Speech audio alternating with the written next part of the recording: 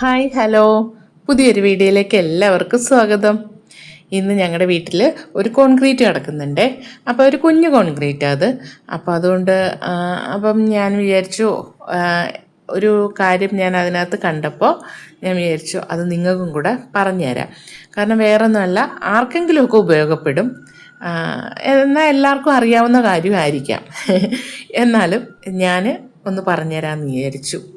അപ്പം വേറൊന്നുമല്ല, നമ്മൾ ഈ കോൺക്രീറ്റ് ചെയ്യുമ്പോൾ, റൂഫ് കോൺക്രീറ്റ് ചെയ്യുമ്പോൾ നമ്മൾ തട്ടടിക്കുന്നത് ഷീറ്റ് വെച്ചിട്ടാണല്ലോ തട്ടടിക്കുന്നത്. അപ്പോൾ നമ്മൾ തട്ട് ഇളക്കുമ്പോഴത്തേന് എന്ത് പറ്റുമെന്ന് വെച്ചാൽ അതിൻ്റെ ഷേപ്പുകൾ ഇങ്ങനെ സ്ക്വയറായിട്ടും പിന്നെ അതിൻ്റെ ഇടയിൽ കൂടെ സിമെൻറ്റ് കോൺക്രീറ്റ് ലീക്കായി വന്നതിൻ്റെ ഷേപ്പും ഒക്കെ ഉണ്ടാവും. അപ്പോൾ നമ്മളത് പ്ലാസ്റ്റർ ചെയ്യേണ്ടിയൊക്കെ വരും. അപ്പോൾ അതൊന്നും ഇല്ലാണ്ട് ഒരു കാര്യം ഞാൻ പറഞ്ഞുതരാം. ഇത് കണ്ടില്ലേ, ഈ ബ്ലൂ കളറ്, ഇതെന്താണെന്ന് വെച്ചാൽ ഇത് ഒരു ഷീറ്റാണ്, പ്ലാസ്റ്റിക് ഷീറ്റാണ്, കുറഞ്ഞ ഒരു ഷീറ്റാണ്, കുറഞ്ഞ വിലയുടെ ഷീറ്റ്. അപ്പോൾ നമ്മൾ ആദ്യമേ ഷീറ്റ് അടിച്ച് മറ്റേ തകിട് ഷീറ്റ് അടിച്ച് തട്ട് ശരിയാക്കുക. തട്ടടിച്ചതിന് ശേഷം അതിൻ്റെ മുകളിലായിട്ട് ഈ പ്ലാസ്റ്റിക് ഷീറ്റ് മേടിച്ച് നന്നായിട്ട് വിരിക്കുക. എന്നിട്ട് ബീമിൻ്റെ ഭാഗമൊക്കെ വരുമ്പോൾ നന്നായിട്ട് കട്ട് ചെയ്ത് നല്ല ഭംഗിയിൽ നല്ല ക്ലിയറായിട്ട് വിരിച്ചു കൊടുക്കുക. അതിനുശേഷം അതിൻ്റെ മുകളിൽ വേണം കമ്പി കെട്ടാനുള്ളത്. കമ്പി കെട്ടി വെച്ചതിന് ശേഷം പിന്നെ നമ്മൾ കോൺക്രീറ്റ് ചെയ്യുമ്പോൾ 2-3 കാര്യങ്ങളുണ്ട്.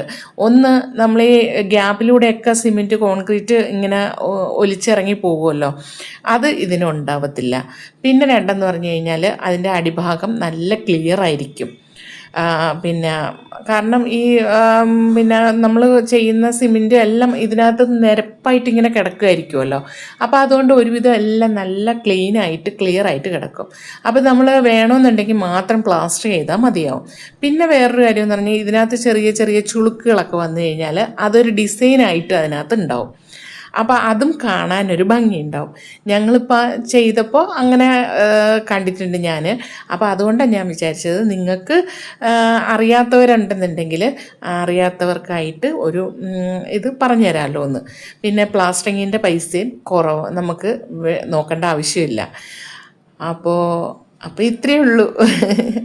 അപ്പോൾ വീഡിയോ ഇഷ്ടപ്പെട്ടാലോ ഒന്ന് ലൈക്ക് ചെയ്യണേ, കമൻറ്റ് ചെയ്യണേ, സബ്സ്ക്രൈബും ചെയ്യണേ. അപ്പോൾ ഇത്രയൊക്കെ ഉള്ളൂ. Okay, thank you.